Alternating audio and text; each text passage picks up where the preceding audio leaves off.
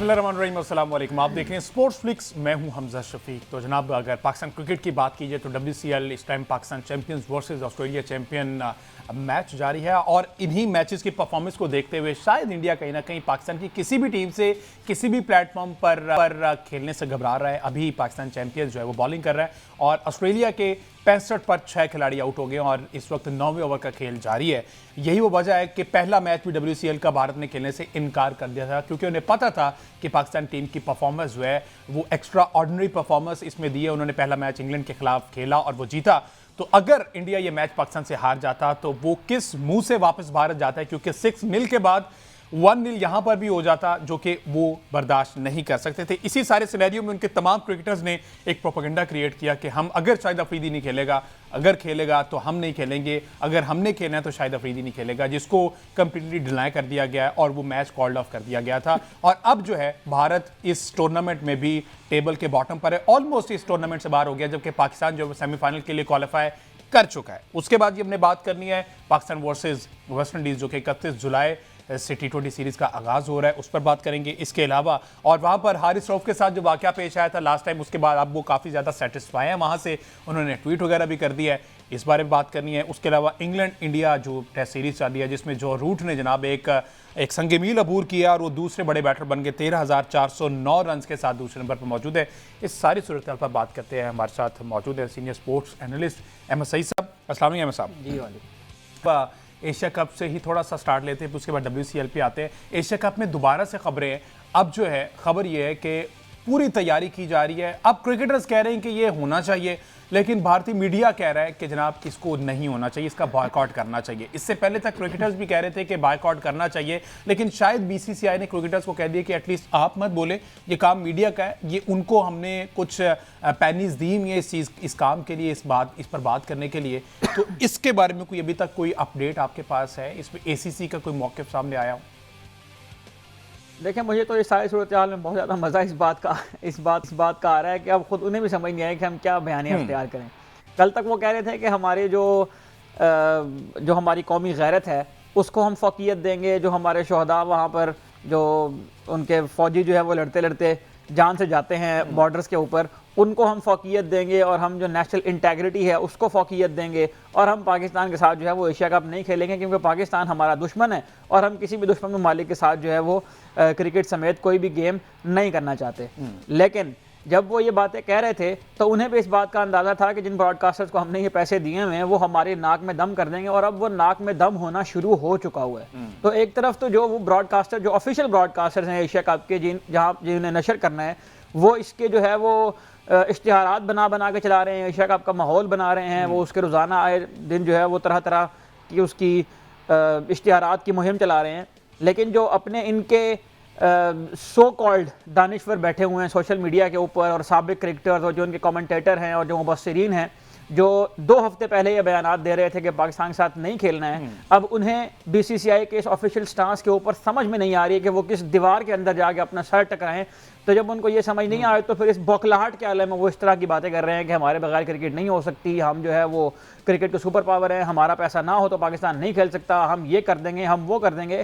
तो तुम्हारा जो सत्यानाश हुआ है ना इन 2-3 महीनों के अंदर अंदर, कोई तुम्हारी बातों के अंदर दम नहीं है, कोई तुम्हारे दलाइल के अंदर वक़्त नहीं रही, तुम्हें लोग इस काबिल भी नहीं समझते कि तुम्हारी किसी बात का वो आकर जवाब दें। तो मैं तो सिर्फ इसको एंजॉय कर रहा हूँ, और मुझ समय जितने भी लोग इस पूरे सिनेरियो से वाकिफ रहे हैं पिछले 3-4 महीनों के अंदर, वो भी अब जो है वो किसी किस्म की कोई लिफ्ट करवाने के लिए इनको तैयार नहीं है। इनका चीखना चिल्लाना जारी है, ये हमेशा जारी रहेगा। इनकी चीखों पुकार कोई नई बात नहीं है हमारे लिए। मैं आपको वो ज़माना भी याद दिलाता हूँ जब पाकिस्तान क्रिकेट बोर्ड के जो साबिक सरबराहान हैं, उनमें से एक बहुत मौजूद शख्स जो हैं वो इनको मनाने चले गए थे भारत में कि हमारे साथ आकर मैच खेल लें, ताकि दोनों ममालिक के दरमियान जो है वो दोस्ताना ताल्लुकात, दोस्ताना मरासिम कायम रहें।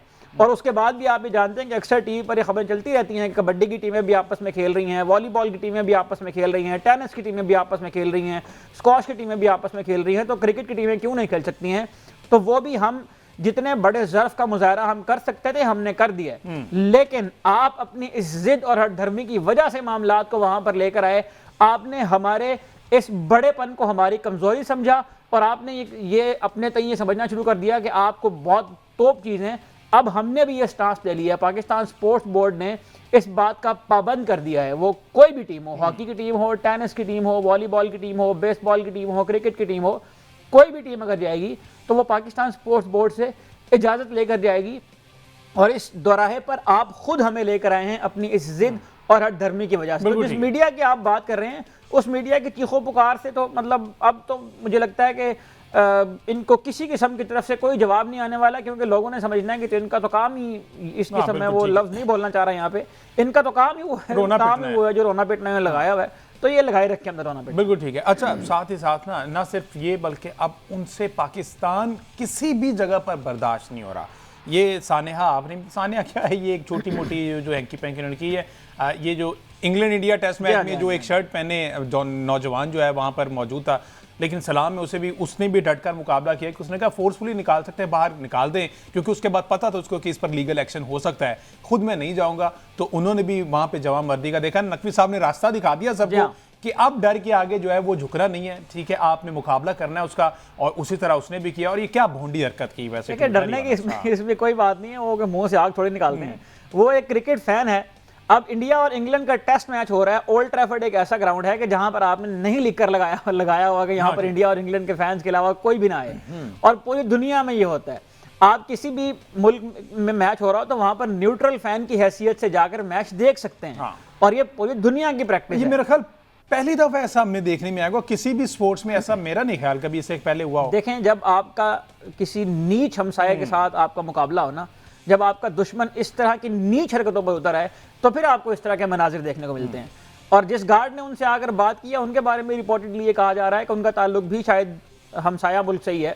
तो जो तकलीफ जो वहां पर बैठे हुए इतने सारे तमाशाइयों के पेट में दर्द नहीं हुआ, वहां पर जो ऑफिशियल से उनमें से किसी को तकलीफ नहीं हुई है, तो उनको इस जो हमारा सब्ज लाली परचम है और जो हमारी सब शर्ट है, वो भी अब जगह जगह पर उनको खटकने लगी है। और उनके लिए जाहिर है कि अब लोग जहां पर भी पाकिस्तान और इंडिया की शर्टें देखते हैं आपस में, तो वो इंडियंस के लिए वहां पर ठीक ठाक जो है, जिसे हम कहते हैं कि तवा लगने वाला माहौल बन जाता है वहां पे।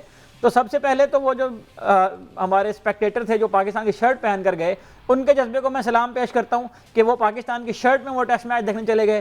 फिर दूसरी बात यह है कि उस तमाम कमजरफी के बावजूद और तमाम तर जोर लगाने के बावजूद वो उनको स्टेडियम से बाहर नहीं निकाल सके। जाहिर है ये किसी भी रूल बुक के अंदर नहीं लिखा हुआ, किसी भी स्टेडियम के जो रूल्स बताए जाते हैं, कवानीन बताए जाते हैं, उसमें ये बात कहीं नहीं लिखी हुई कि आप एक सर्टेन टीम की शर्ट पहन सकते हैं और आप एक सर्टेन टीम की शर्ट नहीं पहन सकते हैं। तो इस किस्म के मनाजिर हो सकता है कि आपको फ्यूचर में भी देखें, जब किसी की दुम के ऊपर पैर आता है ना, तो फिर उसका चीखना चिल्लाना भी निकलता है और फिर वो भोखलाहट क्या करता है। और हो सकता है कि आने वाले टेस्ट में आपको पाकिस्तान की शर्टें पहने हुए ओवल के अंदर भी लोग नजर आए। बिल्कुल ठीक है, एक ब्रेक ले लीजिए। ब्रेक के बाद जब वापस आते हैं तो जरा ये 71 रन पर 8 खिलाड़ी आउट हो गए ऑस्ट्रेलिया के, इस पर बात करते हैं। WCL चल रही है, एक ब्रेक के बाद से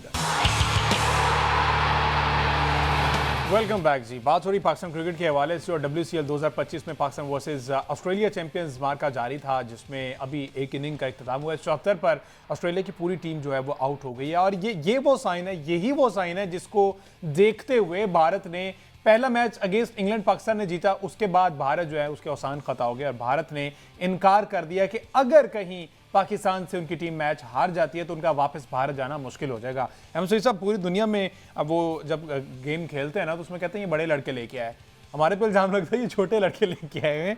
तो ये वैसे क्राइटेरिया क्या होता है, एक मतलब फिर जरा हमारे शायकीन के लिए बता दें कि क्या क्राइटेरिया है, किस तरह से इन प्लेयर्स को लाया जाता है टीम में प्लेइंग 11 का हिस्सा, और उसके बाद इसमें भी कुछ इम्पैक्ट प्लेयर होते हैं, ज्यादा लोग खेल रहे होते हैं, बैटिंग पे कुछ आते हैं, बॉलिंग पे कुछ आते हैं, फील्डिंग पे कुछ आते हैं, ये जरा ब्रीफ कर दे हमारे व्यूअर्स के लिए।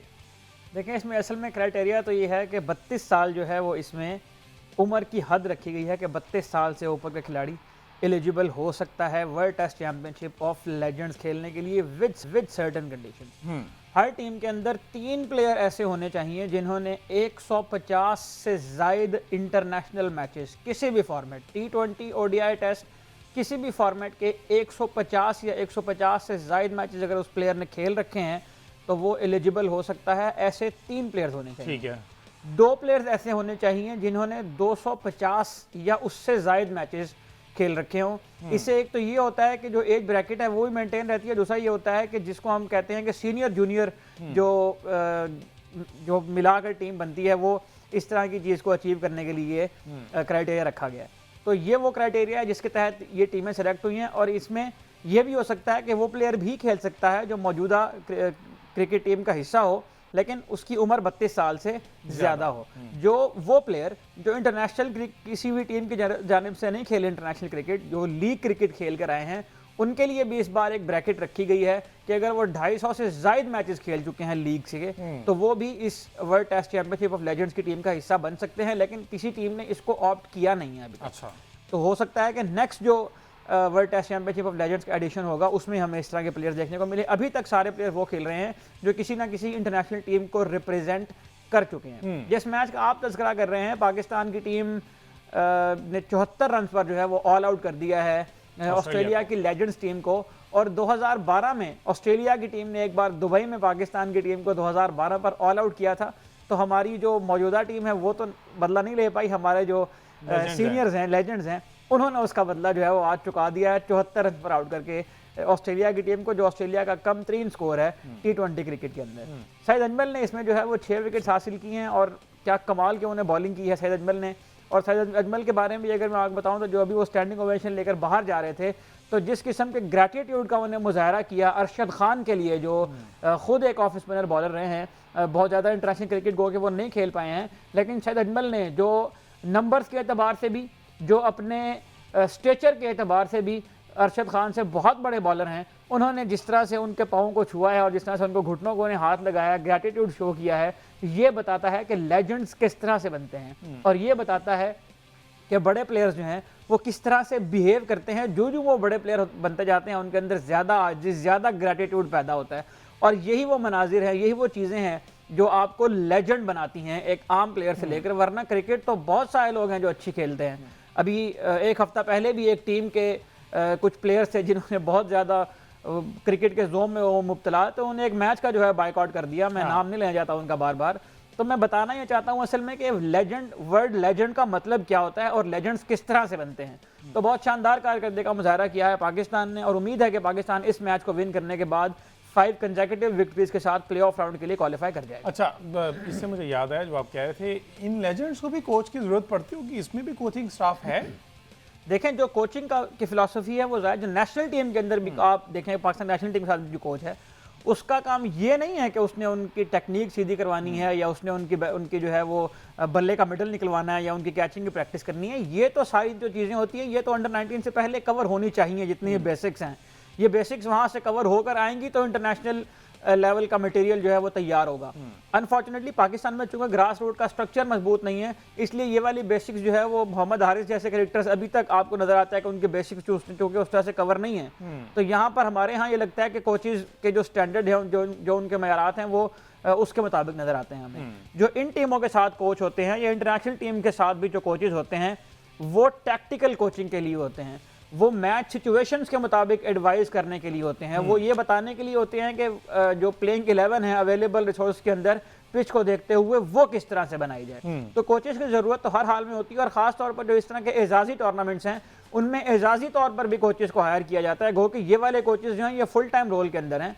बाकी जो स्पोर्ट्स होती हैं उनके अंदर भी अगर आप देखें तो ऑफ सीजन के अंदर जो एजाजी तौर पर मैचेस मुनाकिद करवाए जाते हैं उनमें भी फुल 11 का ऐलान भी किया जाता है, कोचेस का भी ऐलान किया जाता है। ठीक है, तो ये कोचेस जो है ये टैक्टिकली उनकी जो हेल्प करने के लिए वहां पर बैठे हैं। बिल्कुल ठीक है। अच्छा, अब थोड़ी सी बात कर ली जाए, अभी अभी जो ताज़ा खबर ये है गौतम गंभीर को लेके, जो कि इंडियन टीम के हेड कोच हैं, उनके बारे में कुछ अभी उनकी ग्राउंड स्टाफ से सही साहब कोई नोकझोंक हुई है और उनको कोई शटअप कॉल दी गई है। ये मामला वैसे क्या है, इस पर क्या फर्दर अभी तक की अपडेट, क्योंकि ये अभी कुछ ही देर पहले का ये मामला है, हुआ क्या है ये तो स्टोरी जरा ये भी बता दें। देखें, हुआ ये है कि अब से कुछ देर पहले गौतम गंभीर और उनके जो साथी क्रिकेटर्स हैं वो पिच का मुआयना करने के लिए वहां पर गए हैं, और जाहिर है कि कल से मैच शुरू हो रहा है। ये मैच 1 तारीख से शुरू होगा ओवल के मैदान में, जो लंदन का तारीखी स्टेडियम है, और जहां पर इंडियंस मौजूद हो वहां पर वो पिच के ऊपर एतराज़ात ना उठाएं।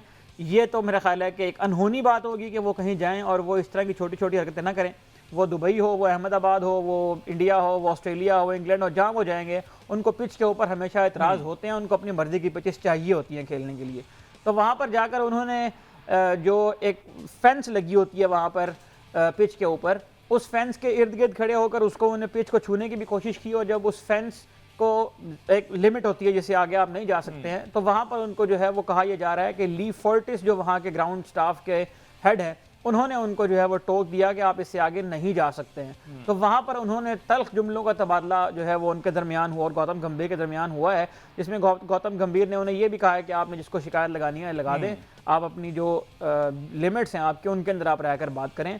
तो ली फोर्टिस ने उन्हें ये कहा कि मैं मैच रेफरी के साथ जो है वो आपकी शिकायत करूंगा। ये अब से चंद लम्हे कबल जो है ये सारा इंसिडेंट वहाँ पर हुआ है ओवल के अंदर, और जाहिर है कि इससे भी ज़्यादा चीज़ें हीट अप होंगी। और जो इस वक्त सीरीज़ की सूरत हाल है वो ये है कि 4 मैचेस के बाद 2-1 की बढ़तरी हासिल है इंग्लैंड की टीम को, और इंडिया ने जो आखिरी टेस्ट मैच सेव किया है उसके बाद अब वो उम्मीद लगाए बैठे हैं कि वो इस सीरीज़ को बराबर करेंगे। लेकिन उस उम्मीद के साथ साथ जो वो टैक्टिक्स इस्तेमाल कर रहे हैं वो अगेन इस बात की निशानदही करते हैं कि आप जितने मर्जी रिसोर्सेज जमा कर लें, आप जितने मर्जी वसाइल पैदा कर लें, जितने मर्जी बड़े प्लेयर पैदा कर लें, आपकी मेंटालिटी जब तक ऊंची नहीं होगी उस वक्त तक आप चैंपियन टीम नहीं। अच्छा, हम यूजुअली कहते तो ऑस्ट्रेलियंस को हैं कि वो बहुत ज़्यादा बुली करते हैं, लेकिन हमेशा ऐसा ही क्यों होता है कि अगेंस्ट इंडिया ही सारा कुछ होता है? इंडिया ऑस्ट्रेलिया से खेले तो मसला, इंडिया इंग्लैंड से खेले तो मसला। अभी बेन स्टोक्स वाला एक मामला है, ये भी अगर जाते जाते आप क्लैरिटी दे दें और मसला बता दें कि ये हुआ क्या, क्योंकि इस पर भी बड़ी बात हो रही है कि जडेजा से हाथ नहीं मिलाया बेन स्टोक्स ने। देखें, हाथ मिलाने में इतना मसला नहीं है। मसला ये है कि जो टेस्ट क्रिकेट की एक रिवायत रही है कि जब कप्तान को ये अंदाज़ा हो जाए कि ये मैच बेनतीजा रहेगा तो 15 ओवर्स के बाद ये इख्तियार होता है कि दोनों कप्तान जो है वो हैंडशेक करें और उस मैच को पीसफुली एंड कर दिया जाए जेंटलमैन स्टाइल के अंदर। तो उस ऑप्शन को जो है वो उन्हें इस्तेमाल करने की कोशिश की, लेकिन ये एक रिवायत है, कोई ऐसा कानून नहीं है कि इस पर अमल दरामद करना जो है मजबूरी है। और मैं ये समझता हूँ, देखिए, जहाँ पर तारीफ करनी चाहिए वहाँ पर तारीफ करने में बुखल से भी काम लेना चाहिए। बहुत अच्छी इनिंग्स खेली रविंद्र जडेजा ने और उनके साथ वाशिंगटन सुंदर ने। तो मैं ये समझता हूँ कि अगर ओवर बाकी थे तो वो डिजर्व करते थे कि उनके पर्सनल माइलस्टोन्स उनको दिए जाएं, और उन्होंने अपनी सेंचुरीज जो है वो मुकम्मल की थी। उन्होंने उस वक्त 89 पर खेल रहे थे जडेजा और 80 रन पर बैटिंग गए थे वाशिंगटन सुंदर, जो कि पूरा दिन उन्होंने बैटिंग की, एक ग्राइंड किया और एक नाकाबिले यकीन टेस्ट मैच को जो है वो उन्हें ड्रॉ की तरफ लेकर गए। तो जब उन्हें ये एहसास हो गया कि 15 ओवर का खेल बाकी है और हम 6 विकेटें भी इनकी बाकी हैं, 70-80 जो है वो लीड भी हो चुकी है, तो बेन स्टोक्स ने ये कहा कि हम वहाँ पर इस मैच को क्लोज करते हैं। उस हैंडशेक को, जो हैंडशेक रिवायत तौर पर किया जाता है, उसको एक्सेप्ट नहीं किया रविंद्र जडेजा ने। उन्होंने कहा कि ये डिसीजन मेरा नहीं है, ये मेरे कप्तान का है। और शुभमन गिल ने उस वक्त शायद जो वाटर बॉय आया था वहां पर जो पानी पिलाने के, उनके थ्रू मैसेज भी भेजा था शायद कि आपको अपनी बारी पूरी करनी चाहिए। तो जब इन दोनों की सेंचुरीज मुकम्मल हुई तो उसके बाद उस मैच को जो है वाइंड अप किया गया। इस पर कंट्रास्टिंग ओपिनियन आ रहे हैं। जो इंग्लैंड के मुबस्सिरीन हैं वो ये कह रहे हैं कि जेंटलमैन गेम की स्पिरिट जो है वो खराब हुई है। इंडियंस जो हैं या जो साउथ एशियन तो यही लगता है कि सेंचुरी ज्यादा जरूरत थी। एक पूरा दिन उन्हें सर्वाइव किया, टीम के लिए खेला, टीम को शिकस्त से बचाया है, तो वो डिजर्व करते थे पर्सनल माइलस्टोन भी ऑब्वियसली। और वाशिंगटन सुंदर के लिए भी जरूरी था, ऑल्दो जडेजा बहुत ज्यादा जडेजा से तो एक्सपेक्ट कर रहे थे कि उनके पास इतना एक्सपीरियंस है, वो तो फॉर्म में भी हैं, वो कर रहे हैं, 4 कंसेक्यूटिव 50 भी वो कर आए हैं। लेकिन जिस तरह की इनिंग्स वाशिंगटन सुंदर ने खेली है, मेरा ख्याल है वो डिजर्व करते थे कि यहाँ पर अपना पर्सनल माइलस्टोन बिल्कुल ठीक है। बिल्कुल अगेन आप वाली बात के जहाँ पर जिसका क्रेडिट ड्यू है उसको देना चाहिए। और हम जो है वो खेल को सपोर्ट करते हैं, पॉलिटिक्स से हट के हमेशा खेल को सपोर्ट किया। और बीइंग पाकिस्तानी हमारी हमेशा से कोशिश होती है, हमने बीइंग पाकिस्तानी विराट कोहली को बहुत ज़्यादा सपोर्ट किया। तो आपसे भी गुजारिश है, वैसे आपसे ये तवक्को तो नहीं की जा सकती, लेकिन फिर भी इट्स अ रिक्वेस्ट कि खेल को खेल ही समझा जाए, खेल को सियासत से दूर रखा जाए। मुझे दीजिए इजाज़त, अल्लाह।